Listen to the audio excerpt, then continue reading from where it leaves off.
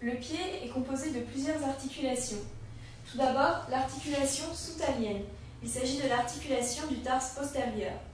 Elle met en jeu deux zones, une zone antérieure qui correspond à l'articulation de la soutalienne antérieure, qui va s'articuler avec le bord antérieur du talus au niveau de sa face inférieure.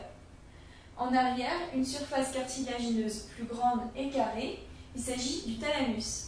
Le thalamus va s'articuler un peu plus en arrière avec le talus.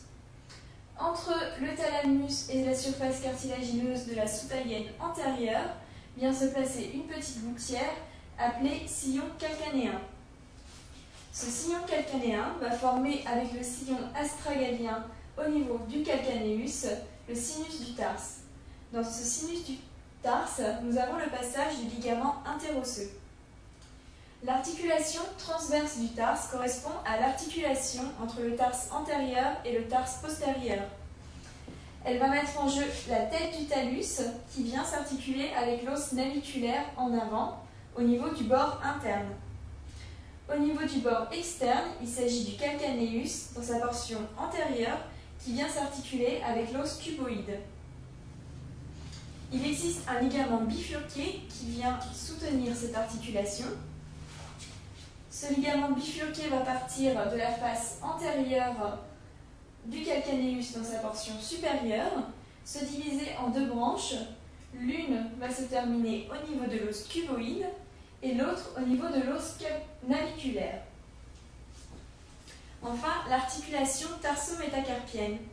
Il s'agit d'une articulation plate, non cartilagineuse, qui va mettre en lien les os cunéiformes 1, 2 et 3 avec les métatarsiens, ainsi que l'os cuboïde avec les 4e et 5e métatarsiens.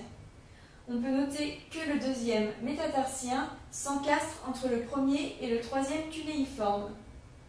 En arrière, on peut noter l'os naviculaire. Ce petit ligament, appelé ligament de Lisfranc, s'insère sur le 1er cunéiforme et se termine sur le 2e métacarpien. Il renforce l'articulation. Enfin, les arches. Il y a 3 arches au niveau du pied.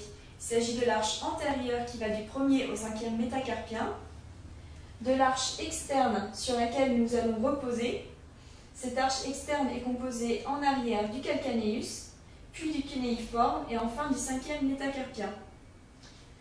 La voûte plantaire interne est très importante.